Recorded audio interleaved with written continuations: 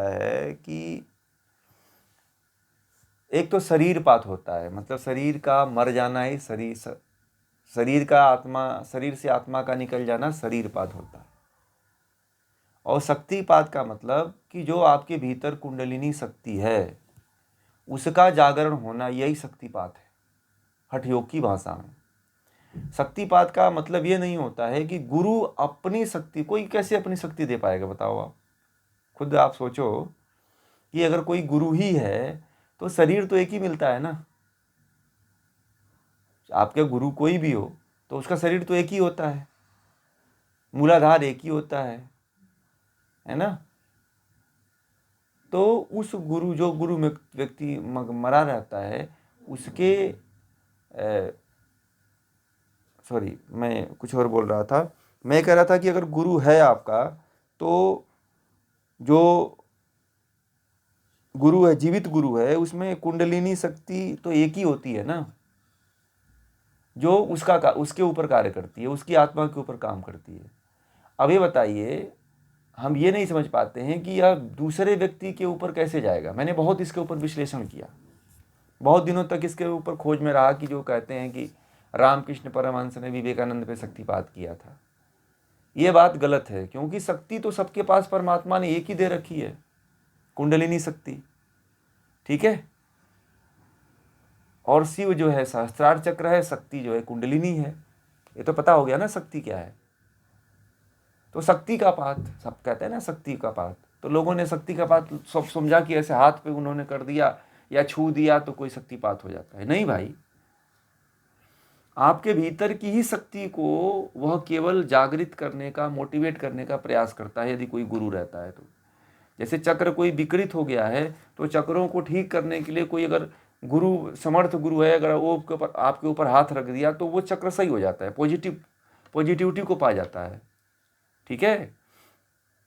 किसी का हाथ रखने से मतलब शक्तिपात नहीं है, मतलब आपका कार्य चल रहा है शक्ति का, आपके चक्र खुद कर रहे होते हैं। गुरु केवल उसमें थोड़ा सा धक्का दे देता है बस, ठीक है। शक्तिपात का मतलब ये नहीं कि सभी के पास एक ही शक्ति होती है, कोई दूसरे को शक्ति नहीं दे सकता है। और हर व्यक्ति की शक्ति उसी को, उसको जो है मुक्ति तक लेकर के जाती है।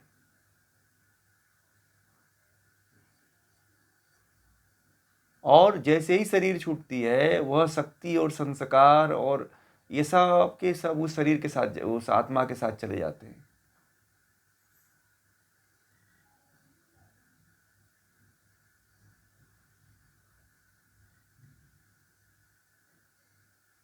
ठीक है, आपके वस्त्र यहीं रह जाएंगे, आपके कपड़े लत्ते यहीं रह जाएंगे, सब कुछ यहीं रह जाएंगे, परंतु शरीर से जो आत्मा लेके जाती है वह आपके संस्कार जो आपने कर्म के रूप में किया है वह लेके जाती है। हाँ बोलिए।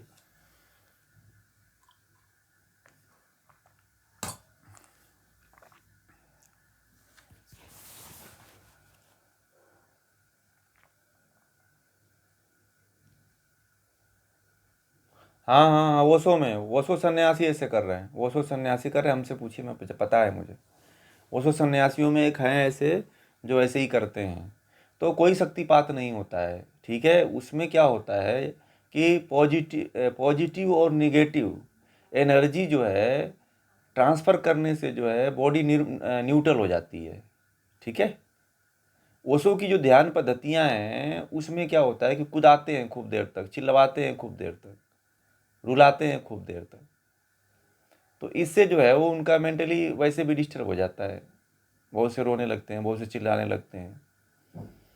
तो ओशो के जो शिष्य हैं वो अपना अपना अनेक अनेक तरह के लोग जो है अंगूठे पे हाथ रख, सिर पे हाथ रख दिया, फलाना रख दिया, तो ऐसे कुछ नहीं होता है भाई।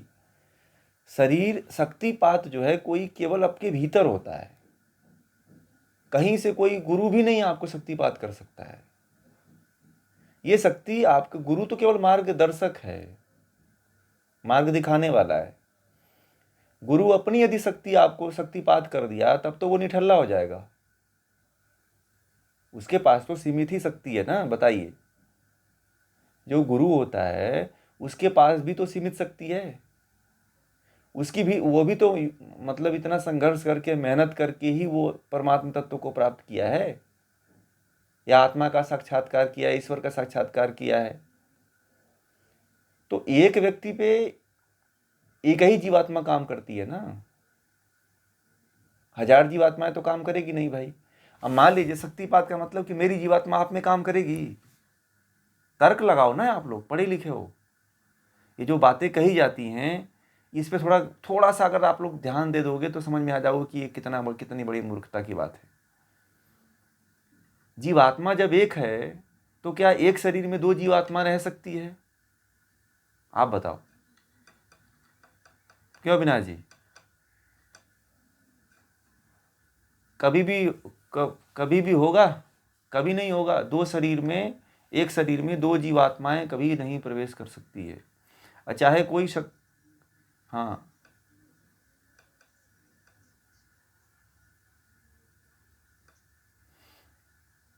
भाई देखने से, स्पर्श करने से आप क्या कर लोगे? आपके अंदर से कोई शक्ति निकलेगी? आप ये बताओ, कौन सी सिद्धियों का प्रयोग करोगे ना? बस केवल देखने से, सुनने से आप केवल कुछ सिद्धियों का प्रयोग करोगे, और सिद्धियां का प्रयोग जो है आध्यात्मिक स्तर पे, चेतना के लेवल पे नहीं होता है, बस केवल दिखावा मात्र होता है। कोई सिद्धियां करके आपको कुछ चमत्कारिक शक्तियां दिखा सकता है, मुक्त नहीं कर सकता है। ठीक है, मुक्ति के लिए तो स्वयं साधना करनी पड़ती है। नहीं तो परमात्मा पृथ्वी पे जन्म ही क्यों देता? बताइए, वही मुक्त नहीं कर देता? आप बताओ, परमात्मा सबसे जब गुरुओं का गुरु है तो क्या वो इतना प्रपंच क्यों रचता भाई? कि जब किसी दूसरे के द्वारा, किसी गुरु के द्वारा, शक्तिपाते द्वारा होता तो परमात्मा क्यों इतना प्रपंच रचता भाई? कि मनुष्य शरीर देता, पृथ्वी बनाता, गोला बनाता, माई बाप बनाता, यहाँ पे जन्म देता, ये सब फालतू की रचना क्यों करता था वो? ये निठल्ले लोगों की बातें हैं, आप लोग ध्यान दीजिएगा, ये भ्रमित करने वाली बातें हैं। इसीलिए कहता हूँ कि कबीरदास को थोड़ा आप लोग पढ़ो, ठीक है? कबीरदास जी को मत छोड़िए आप लोग। कबीरदास जी कहते हैं इस बात को कि सब निठल्ली वाली बातें हैं। कल का अगर आप लोगों ने पढ़ा होता ना, कल का जो पद है, ठीक है, 11वां पद, 12वां पद था ना, कल का जो 12वां पद है उसमें जो हठ योग की साधना किए हुए हैं सभी योगियों का उन्होंने नाम लिया है। कृष्ण से लेके, राम से लेके, शिव से लेकर के, दत्तात्रेय से लेकर के सभी योगियों का नाम लिया उन्होंने, कि इन्होंने भी हठ योग की उसको कुंडलिनी शक्ति का जो है जागरण करके उस सहस्त्रार चक्र में मिलाए हैं। कल का पद है और बहुत जबरदस्त बताया है। ये बातें, जो जितनी बातें आप लोग पढ़ते हो ना, रामकृष्ण की भी बातें ये गलत हैं। शक्तिपात वाली जो बात कहते हैं ना लोग कि विवेकानंद को शक्तिपात हो गया, एकदम पूरा निराधार गलत है। ये आपको मैं पूरा सिद्ध करके बता दूंगा,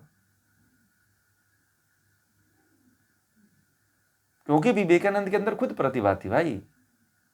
ये जो कहते हैं ना कि शक्तिपात कर दिया, ये फलाना ढिकाना, ऐसा कुछ नहीं है। यदि आप गहराई में अब देखोगे तो समझोगे तो ये एक तरह से लोगों को अकर्मण्य बनाने के, अकर्मण्यता उनके अंदर लाने का एक सिद्धांत रचा गया है कि मनुष्य मेहनत न कर पाए और मेहनत करने वाला व्यक्ति मेहनत करना छोड़ दे। अगर यही होता तो परमात्मा आपको जन्म क्यों देता? मैं तो सबसे बड़ा तर्क ये है कि परमात्मा जन्म क्यों देता? वही नहीं मुक्त कर देता, उससे बड़ा कौन है भाई? उससे बड़ा किसके पास शक्ति है, किसके पास पावर है? आप लोग बताओ, है किसी के पास? किसी भी व्यक्ति के पास उसके जैसी शक्ति नहीं है। वो चाहता तो आपको किसी भी तरह से मुक्त कर सकता था।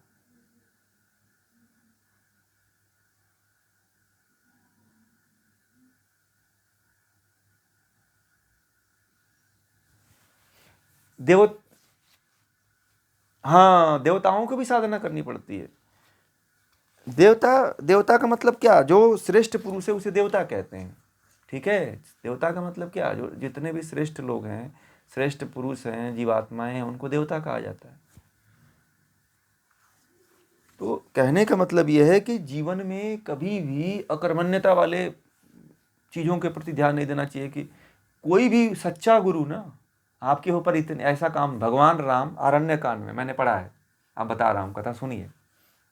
एक ऋषि हैं, मैं उनको प्रमाण रूप में बताऊंगा कि वो क्या नाम है वहाँ पे। तो एक ऋषि थे, तो वह मर रहे थे, ठीक है। तो मर रहे थे, तो राम जब मर रहे थे तो राम उनके आश्रम में उस समय पहुंच गए, ठीक है। राम उस समय पहुंचे तो उस ऋषि ने कहा कि हे राम, आप हमारे जीवन के सारे तप को ले लो। तो भगवान राम ने उस समय कहा था कि वो मूर्ख होते हैं जो किसी के तप को बिना मेहनत किए हुए ले लेते हैं, और इस तरह से जीवन में कोई भी सिद्धि और कोई भी सामर्थ्य नहीं प्राप्त होता है, चाहे कोई भी व्यक्ति हो। राम ने जितनी भी ऋषियों के आश्रमों में गए थे, उन सभी ऋषियों से विद्याएं सीखे थे, ज्ञान लिए थे, न कि किसी के द्वारा शक्तिपात होकर के मिला था। राम से बड़ा कुछ उदाहरण हो सकता है क्या? जो 14 वर्षों तक केवल ऋषियों के आश्रमों में घूमता रहा, जो व्यक्ति, कितने साल तक? 14 साल तक जो है ऋषियों के आश्रमों में घूमता रहा वो आदमी, और कभी भी एक से एक ऋषियों के आश्रम में गए। अगस्त ऋषि के आश्रम में गए, जो बहुत बड़े ज्ञाता थे, बहुत बड़े ज्ञानी थे, बहुत बड़े शक्तिशाली थे। किसी भी ऋषि से उन्होंने शक्तिपात नहीं करवाया अपना, ठीक है। राम ने खुद तप किया, जितना करना था उतना किया उन्होंने। ऋषियों से ज्ञान लिया, हर ऋषि के आश्रम में जाते थे तो ज्ञान लेते थे, विद्या पूछते थे, ज्ञान की बात करते थे, न कि कहते थे कि मुझे शक्तिपात कोई कर दे, मुझे शक्ति दे दे। हाँ, राम को हथियार जरूर दिए थे कुछ ऋषि, एटम बम, परमाणु बम उस समय ऋषियों के आश्रमों में रहा करता था, ठीक है, वो दे दिए थे, ठीक है। परंतु ये कहो कि कोई शक्ति दे दे तो ये मुश्किल है। ये सारी बातें कपोल कल्पित है। यदि आप पूरे इतिहास को उठा के देखोगे ना आप लोग, तो ये जितनी इस समय की बातें प्रचलित है वो सारा निराधार हो जाएगी।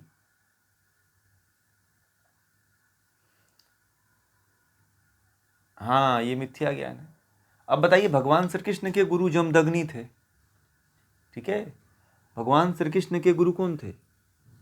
जमदग्नि ऋषि थे। तो जमदग्नि ऋषि का पुत्र को खुद एक राक्षस कैद कर रखा था, तो क्यों नहीं छुड़ा लाए? उनके पास शक्ति तो थी ना, है?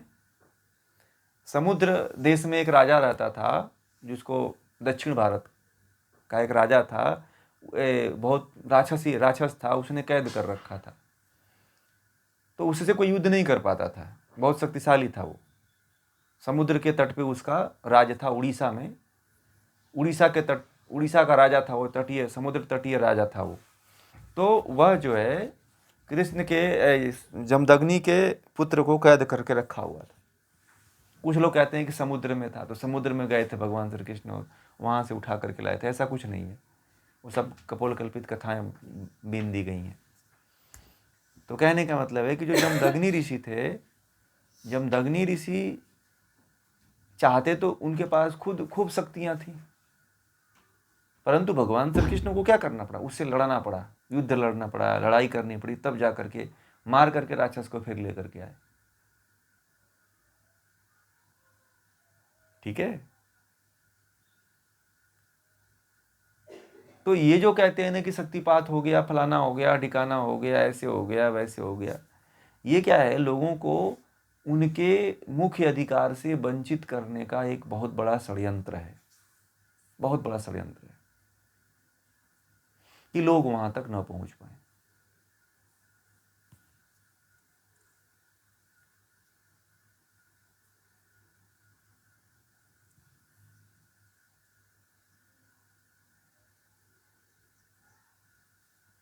हाँ, वही तो। मान लीजिए कि अगर ट्रांसफर ही करना होता, हाँ, वही तो, मान लीजिए सब जब ये सब ट्रांसफर करना होता, तो फिर तो अब तक वो विद्या चलनी चाहिए थी। आप सुनो, समझो आप इस बात को। यदि ट्रांसफर होने वाली बात होती तो ये इतने देश में पतन थोड़ी होता है। ट्रांसफर होता तो जो है ऋषि का लड़का रावण कैसे बन जाता? बताइए। ऋषि थे ना रावण, रावण जो है ऋषि की संतान था। तो रावण में उसके पिता जो है नहीं रावण में ट्रांसफर कर देते? बताइए आप लोग, क्यों नहीं रावण में ट्रांसफर किया उनके ऋषि ने, उनके पिताजी ने शक्ति को? क्यों? क्योंकि खुद करनी पड़ती है तपस्या, खुद शक्ति को जगानी पड़ती है। ठीक है, शक्ति खुद जगानी पड़ती है, न कि शक्ति कहीं से कोई देता है, न कोई ट्रांसफर करता है। हाँ, गुरु बस ज्ञान देता है, आपको मार्गदर्शन देता है, जहां फंसोगे वहां पे रास्ता निकाल देता है गुरु। ये तो है, गुरु का इतना तो होता है, बहुत बड़ा साथी रहता है गुरु आपका। गुरु आपके अंतिम समय तक आपका साथ देता है, जहां पे मोक्ष का धारण करना होता है वहां तक आपकी मदद करता है। अब जानते हैं, कवियों ने और लेखकों ने इतना हाइपर बोल लिख दिया है ना कि लोग उस हाइपर बोल को सत्य मान लेते हैं। जैसे कविता रची जाती है ना, तो राई को पहाड़ दिखाया जाता है, पता है आप लोगों को? जब कोई लेखक कुछ लिखता है तो राई को पहाड़ लिखना पड़ेगा, तो ही जो है दर्शक अट्रैक्ट होकर के पढ़ते हैं। जैसे जैसे फेसबुक पर देखो, यूट्यूब पे देखो, तो जो उसके फ्रंट पेज बने रहते हैं, आप देखना उस पर ऐसी ऐसी चीज़ लिखी रहती हैं कि आप तुरंत उसकी नज़र उस पर जाके तुरंत खोल के देखोगे, अरे जाओगे अंदर तो कुछ नहीं रहेगा, तो अर्थ का अनर्थ हो जाता है। आपने हेडिंग पढ़ा, तुरंत उसमें कूद गए। कोई भी व्यक्ति अपनी शक्ति को दूसरे में ट्रांसफर नहीं कर सकता है। हाँ, ज्ञान जरूर ट्रांसफर कर सकता है, और ज्ञान शक्ति है, इसको कह सकते हो शक्तिपात, कि ज्ञान का शक्तिपात किया है, इसी को शक्तिपात कहते हैं। जैसे मान लीजिए कि इधर मैं पढ़ा रहा हूं, आप लोग ले रहे हो, तो इसको शक्तिपात कहते हैं। यदि सामान्य भाषा में समझो आप लोग, तो जो ज्ञान दिया जा रहा है उसको आप लोग ले रहे हो, तो ज्ञान का शक्तिपात होता है, मतलब ट्रांसफर होता है। तो शक्ति का ट्रांसफर नहीं मैंने सुना है, ना ही परमाणु द्वारा सिद्ध होता है। आप खुद परमाणु से देखो ना कहीं पे।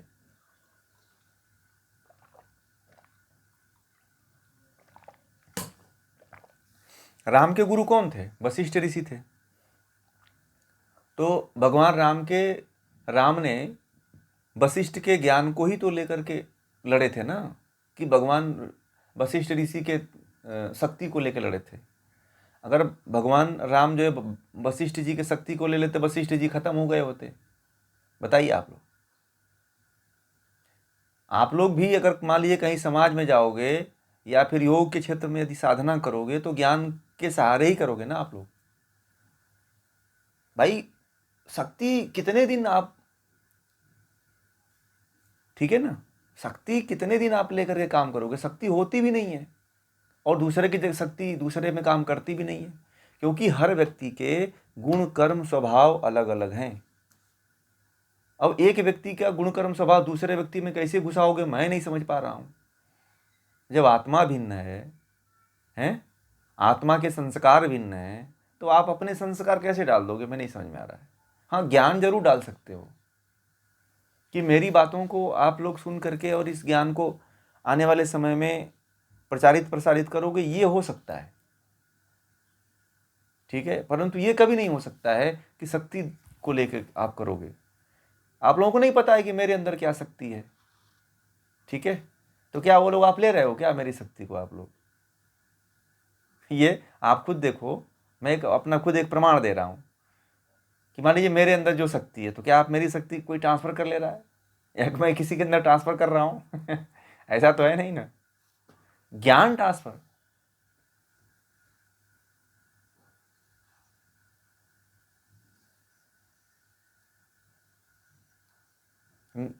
हाँ, हाफे जाएगा वो। देखिए, कुछ लोग होते हैं ना, जैसे अभी कुछ लोगों को ये भी होता है कि अभी कुछ लोग हैं तो कह रहे थे कि पढ़ने की बात आई कि भाई कोर्स करते हैं, कोर्स कर लेना चाहिए। कुछ लोगों का भी इंक्वायरियाँ आती हैं, तो उसमें बड़ा तामझाम लोग पूछते हैं, जो नए लोग आते हैं। तो अभी एक मुझे शिव सूत्र में डाला हूँ, तो शिव सूत्र का अभी सुबह ही फ़ोन आया, तो कहा कि मैं जुड़ना चाहता हूँ, मेरे कई मित्र हैं। तो मैंने कहा कि तब जोड़ो उनको। बोलो कि नहीं, वो बोल रहा है क्या कि नहीं नहीं, हम उनको नहीं जोड़ेंगे, वो सब बहुत तेज़ हैं और वो हमसे ज़्यादा सीख जाएंगे ज्ञान। मैंने कौन कह रहा है भाई, ये आप कहाँ भ्रम में फंसे हुए हो?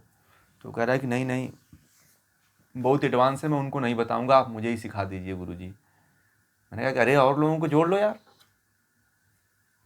तो वो कह रहा है कि नहीं नहीं, आप हमें सिखाइए तब उनको मैं बताऊंगा, नहीं तो वो मुझसे ज़्यादा सीख जाएंगे। मैंने कहा कि ये भ्रम कहाँ से पाल रखे हो? जिसके अंदर जितनी कैच करने की क्षमता होगी, कैपेसिटी होगी, उतना ही ले पाएगा मेरे भाई। कहीं इस चक्कर में पड़े हुए हो? तो तुम्हारे 10 दोस्त हैं, तो 10 में सबकी एक तरह की बुद्धि विवेक है क्या? जिसकी जैसी कैपेसिटी रहती है, जिसका जैसा पात्र रहता है, उस पात्र में उतना ही भर पाता है। बताइए, तो क्यों लोगों को तुम वंचित कर रहे हो? अब मान लीजिए इसमें से आप लोग 5 6 10 लोग हो, तो 10 लोगों में से सभी लोगों की कैच पावर अलग अलग है कि नहीं है? हैं? अब मेरी एक ही बात को आप लोग सुन रहे हो, कोई अच्छी तरह से गहनतम सुनेगा, कोई ऊपर ऊपर सुनेगा, कोई सुनबे नहीं करेगा। एक रेत बुद्धि होती है, कम्बल बुद्धि होती है, और एक सीमेंट बुद्धि होती है। अब आप लोग कौन सी बुद्धि हो? अब उसमें सबकी बुद्धि एक जैसी तो है नहीं। इसमें से कोई कंबल वाली बुद्धि है। कंबल वाली बुद्धि, कंबल में छेद करो तो दिखाई देता है कि छेद हुआ इसमें। सुई से छेद करो कंबल में 50 जगह, दिखाई देगा छेद उसमें? नहीं दिखाई देगा। रेत में आप छेद करो, दिखाई देगा? नहीं दिखाई देगा। किसी के शरीर में छेद करो, खून निकलेगा? है कि नहीं? तो जितनी जिसकी कैपेसिटी है वो उतना ही लेता है, और दूसरे की कैपेसिटी को ही जगाया जाता है, न कि दूसरे की कैपेसिटी को भरा जाता है। ये हवा थोड़ी है कि पंप लगा के भर दोगे। ये शक्तियाँ जो है, ये कोई ट्यूब थोड़ी है कि पंप लगाएं हम, आपने पंप लगा के भर दिया, आप में चला गया वो। ठीक है, वो तो आपके अंदर परमात्मा ने दे रखा है, बस उसको जगाने का काम करना है। बस उसे एक छोटा सा उड़ान देनी है, बस वो तो उड़ जाएगा।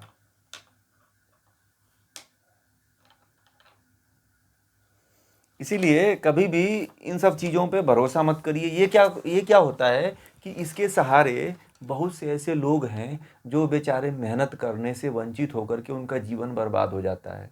वो सोचते हैं कि कभी कृपा होगी, कभी कोई गुरु मिलेंगे, और जिस दिन गुरु मिलेंगे उस दिन हमारा शक्तिपात होगा और हम मुक्त हो जाएंगे। इसी आस में कई जन्म बीत जाता है। ठीक है, एक कहानी बताऊं तो आप लोगों को थोड़ा सा ज़्यादा स्पष्ट हो जाएगा। 2 पंडित थे, ठीक है। तो एक पंडित जी थे, तो उनसे किसी ने कह रखा था कि भगवान के मंदिर में डेली जाया करो तो भगवान तुम्हारी एक दिन ज़रूर सुन लेंगे। ठीक है। और दूसरे पंडित जी थे, तो वो किसी ने कह दिया था कि तुम तो केवल बिना कुछ मांगो भी न कुछ करो, तुम कोई मेहनत भी ना करो, केवल तुम जाकर के मंदिर के द्वार पे बैठा करो, मंदिर में बैठा करो, तुम्हें ईश्वर आएंगे, दर्शन देंगे। ठीक है।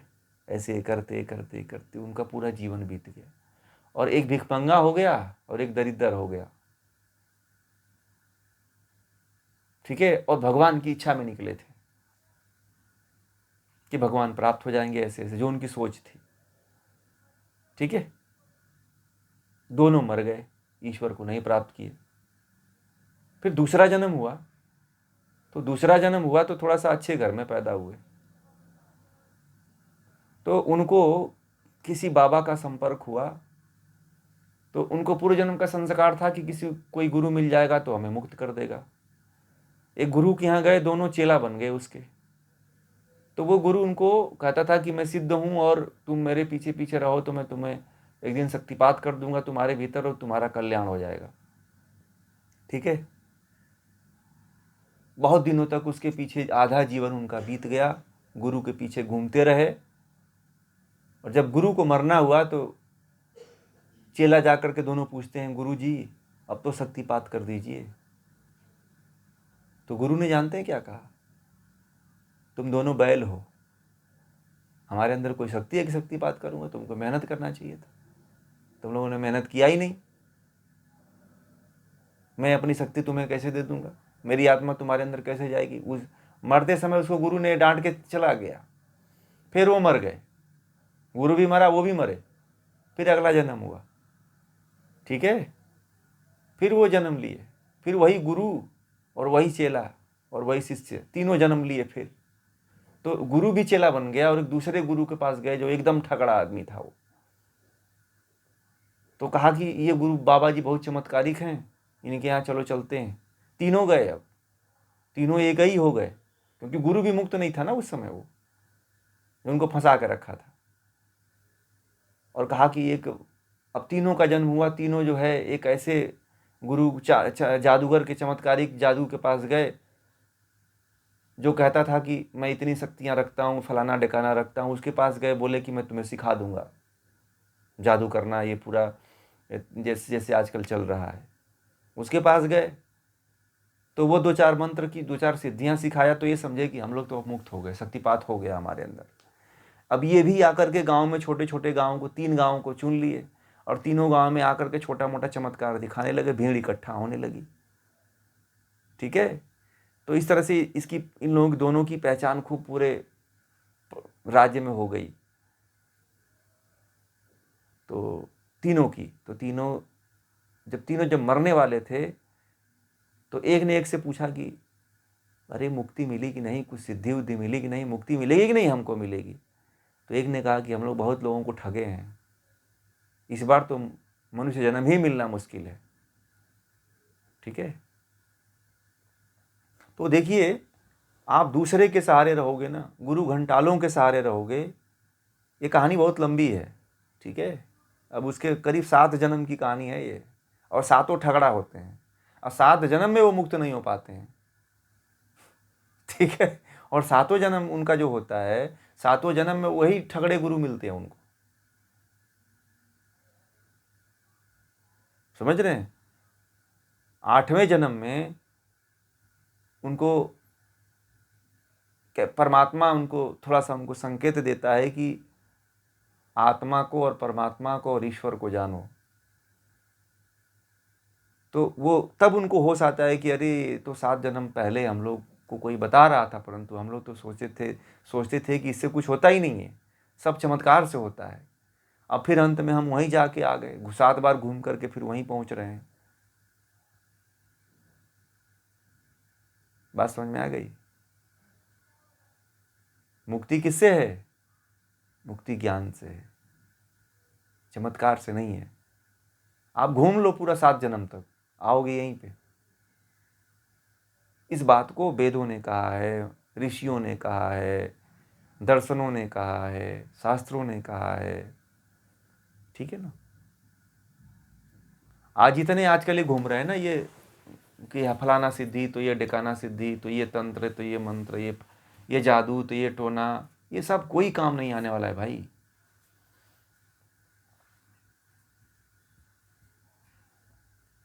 ये सब एक दिन नष्ट होने वाला है, और सबको एक दिन इसी तरह से मर जाना है, मिट जाना है, कुछ भी नहीं होने वाला है।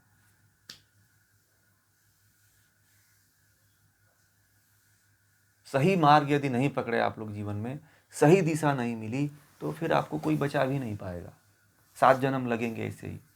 आप यदि गलत रास्तों पे जाते हो ना, तो गलत ट्रैक ही मिलेगा। परमात्मा भी आपको फिर गलत ही ट्रैक देता है, सही ट्रैक नहीं देगा। यदि गलत व्यक्ति की संगति में चले गए, गलत व्यक्ति के साथ आपने संपर्क जोड़ दिया, तो फिर गलत व्यक्ति ही मिलेगा आपको। देखिएगा, जितने ठग होते हैं ना, उनका देखिए उनके मित्र भी ठगे मिलते हैं। आप देखना, जितने चोर हैं ना, स्टेशन पे देखना, चोरों के चोर तुरंत पहचान लेते हैं कि चोर है, आप नहीं पहचान पाओगे, ठीक है। मैं दिल्ली में जो है, मैं कुछ रिजर्वेशन करवा रहा था, और 2 ऐसे थे चोर, मैं अभी फॉर्म भर ही रहा हूँ, तब तक मेरा मोबाइल गायब, और दोनों गायब हो गए, पता नहीं कहाँ उड़ के गए कि कैसे गए, मेरा मोबाइल गायब हो गया।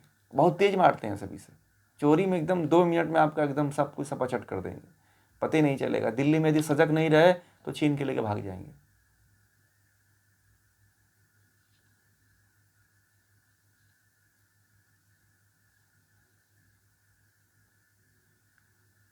हाँ, दिल्ली में जब जाइए तो बड़े सजग होकर के जाइए। जहाँ थोड़ा सा आपकी आंख झपकी तो लुट गया पूरा। और उनका इतना गिरोह ऐसे जगह लेके भाग जाएंगे जहाँ पर वो चोरे बैठे रहते हैं, पूरा आप पकड़ ही नहीं पाओगे उसमें से। तो यही सारी चीज़ें हैं। सही रास्ता, सही ट्रैक पकड़िए आप। जब तक व्यक्ति सही ट्रैक नहीं पकड़ता है, सही ज्ञान नहीं उसको मिलता है, तो इन्हीं सब बाउंडरों में फंसा रहता है वो। एक प्रोफेसर है, जानते हैं, एक प्रोफेसर हैं, मैं उनको देखता हूँ कुछ दिन तक शिव की उपासना करते हैं, नाम नहीं लेता हूँ। कुछ दिन तक पशुपतिनाथ का जाके पूजा करते हैं, समझ रहे हैं। तो कुछ दिन बाद छोड़ देंगे पशुपतिनाथ जी का, तो कुछ दिन जाके कामाख्या की उपासना करते हैं। बड़े अजीब प्राणी हैं वो, उनका ट्रैक आज तक उनको नहीं मिला। अब उनको जानते हैं क्या बोलते हैं, बच्चे उनको स्कूल में क्या कह के बुलाते हैं, उनके ही स्टूडेंट हैं, भावरा कह के बुलाते हैं सब उनको, समझ रहे हैं। उनको बोलते हैं भावरा गुरु जी हैं ये। तो ये भंवरे की तरफ कूदते रहते हैं, उस डाल से उस डाल पे। आज तक वो ब्रह्म को ही नहीं जान पाए। कभी इस देवता को पूछते हैं तो कभी उस देवता को पूछते हैं तो कभी उस देवता को पूछते हैं। भ्रमित आदमी है वो, समझ रहे हैं। तो जो भ्रम में है ना वो और भ्रमित होता है। जिसको रास्ता क्लियर हो गया, जिसका ट्रैक क्लियर हो गया, उसे फिर दुनिया की कोई ताकत नहीं रोक सकती है मुक्त होने में। जो भटकों का सहारा पकड़ लिया भटकेगा, जो चमत्कार का सहारा पकड़ लिया वो जीवन में कभी सफल नहीं हो सकता है। जो चमत्कार के पीछे पड़ गया, कुछ तो मणि के पीछे पड़े रहते हैं, पता है, कुछ तो मणि के पीछे पड़ के दिन रात जंगलों में सर्पों को ढूंढा करते हैं, कहीं सर्प मिल जाए कि मणि मिल जाए कि मैं जो है जादूगर बन जाऊं, दुनिया का सबसे बड़ा बादशाह बन जाऊं। कुछ सिद्धियों के पीछे पड़ रहते हैं कि सिद्धियां मिल जाती तो पूरा मैं दिखाता, पूरी दुनिया को दिखाता कि कितना ताकत है मेरे में। ऐसे ऐसे बाउंडर वाले पैदा, अभी देखना, अभी आप कुछ दिन बाद देखना कुछ और बाउंडर होने वाला है चमत्कार में। कोई और देखना किसी राज्य में निकलने वाला है और इससे बाउंडर। अभी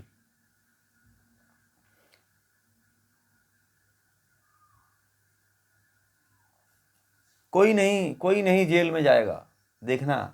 अब ऐसे ही बाउंडर खूब आने वाले हैं देश में, क्योंकि लोग बाउंडर वाले हैं ना, लोग मूर्ख लोग हैं। हमारे देश के लोग मूर्ख होते हैं, उनको ज्ञान से मतलब नहीं होता है, अध्यात्म से मतलब नहीं होता है, विद्या से मतलब नहीं होता है। वो केवल जो है भीड़ बनना चाहते हैं। हमारे देश के लोग भीड़ का हिस्सा बनना ज़्यादा पसंद करते हैं और सिद्ध चमत्कारों पे ज़्यादा विश्वास करने वाले होते हैं। एक चमत्कार कर दीजिए, आपको देवता बना करके पूजने लग जाएंगे। ठीक है, ये है वास्तविकता। हाँ, शॉर्टकट सबको पसंद है। शॉर्टकट पसंद है कि ये धोखाधड़ी है ये, ठीक है। शॉर्टकट नहीं इसको कहते हैं, धोखाधड़ी। यानी कि अगर पूरी उसके मूल में जाओगे तो धोखाधड़ी है ये।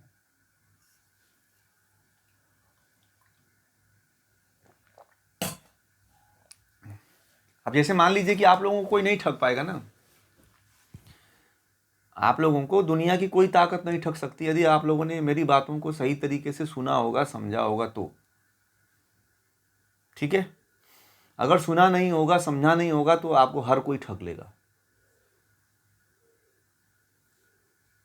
आप कितना भी पढ़ रहे हो, ठग देगा कोई भी आपको। बोलेगा कि अरे फालतू की चीज़ें कहाँ इन ज्ञान के चक्करों में पढ़ रहे हो, ये सब कुछ नहीं होता है, तुम ये काम करो तुम मुक्त हो जाओगे। एक से एक मूर्ख बनाने वाले हैं आपको। आपको क्या देंगे कि पोथी पत्रा पढ़ने से क्या होता है, पुस्तकें पढ़ने से क्या, वही पुस्तक पढ़ करके आपको ज्ञान देंगे।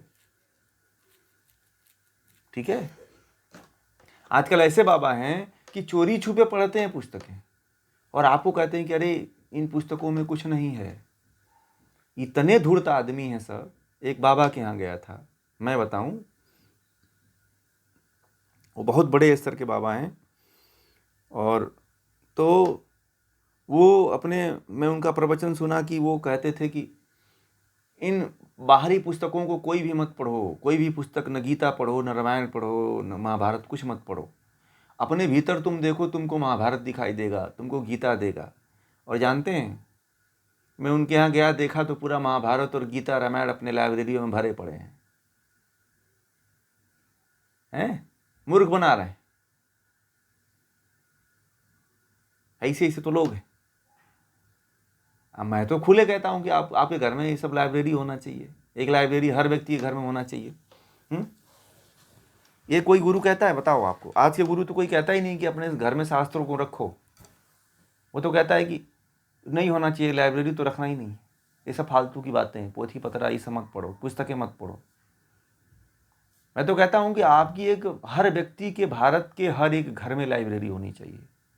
अगर संस्कृति को बचाना है, सभ्यता को बचाना है, धर्म को बचाना है, राष्ट्र को बचाना है, तो हर घर में एक बड़ी लाइब्रेरी होना चाहिए।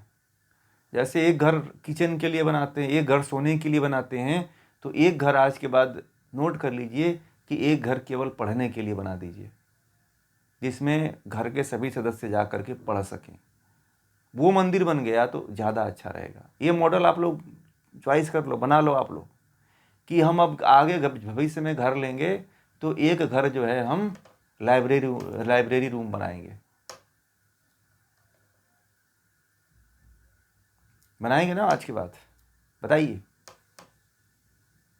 जैसे आपके घर में किचन है, वैसे ही लाइब्रेरी रूम अनिवार्य कर दीजिए कि भैया उसमें भी जाना जरूरी है। किचन में 50 बार जाते होंगे, पहला महिला हो चाहे पुरुष, 2-4 चक्कर तो लगा ही लेते हैं किचन में।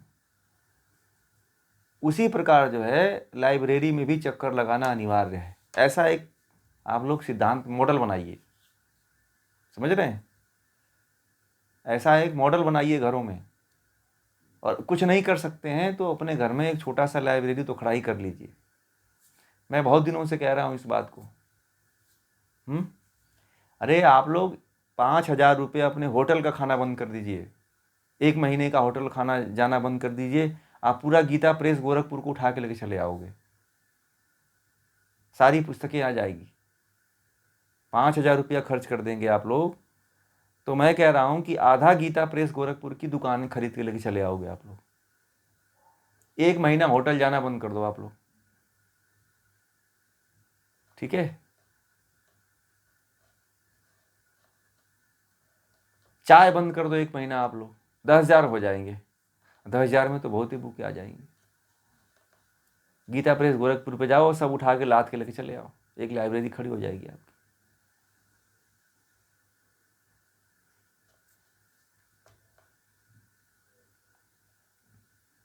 गीता प्रेस गोरखपुर की सारी बुकें ले लीजिए, उसमें जितने राइटर हैं सब सही हैं।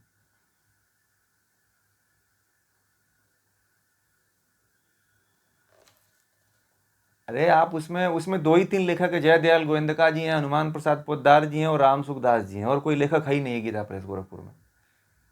3 ही लोगों का पूरा, वो 3 ही लोगों ने उसमें बहुत बड़ा काम किया है। जयदयाल गोविंदका, हनुमान प्रसाद पोद्दार और राम सुखदास जी, और कोई उसमें लेखक है ही नहीं। ये आपको उसमें ढूंढना है। और तीनों लेखक जो है बहुत ही ज़बरदस्त है। आप रामायण ले लीजिए, गीता ले लीजिए, रामचरितमानस छोड़ करके बाकी सब ले लीजिए, संस्कृत वाला ले लीजिए, संस्कृत हिंदी वाला। पुराण को छोड़ दीजिए, पुराण मत लीजिए, ठीक है? बाकी जितने ग्रंथ हैं, दर्शन से लेकर के, उपनिषद से लेकर के, गीता से लेकर के, संस्कृत वाल्मीकि रामायण से लेकर के, उपनिषद, जितने सब ले लीजिए। और भी बहुत सी पुस्तकें छोटी छोटी काम की चीज़ें हैं, वो ले लीजिए। 5-10 हज़ार रुपया खर्च करिए, सब मिल जाएगी पुस्तकें।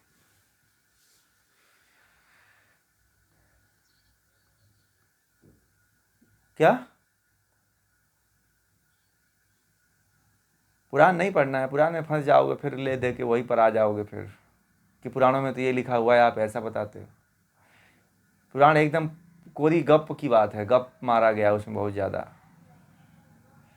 उसको वो ओरिजिनल नहीं है, पूरा भ्रम है वो।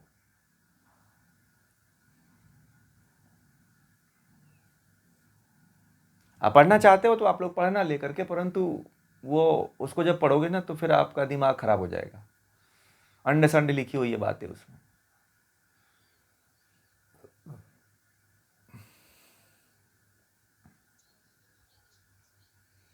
हाँ, वो भी पब्लिकेशन अच्छा है।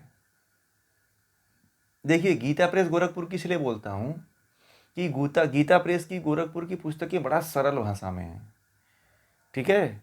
और मैं जो है सबसे अधिक गीता प्रेस गोरखपुर की पुस्तकें खरीदता हूँ। और दूसरी चीज़ क्या है कि सरल भाषा में है और सर्वसुलभ है और सब कोई लेके पढ़ सकता है, ठीक है। और पुस्तकें थोड़ी महंगी पड़ती हैं, और भी ले सकते हैं। बहुत से प्रकाशन हैं, प्रकाशनों की कमी थोड़ी है। जिसकी अच्छी पुस्तक देखे उसको खरीद लो। मैं तो जो बताता हूँ आप लोग लेते ही हो। एक वैसे भी एक लोग आप लोगों की लाइब्रेरी बन रही है। जो जो कोर्सेज हो रहे हैं उन सारे कोर्सेज की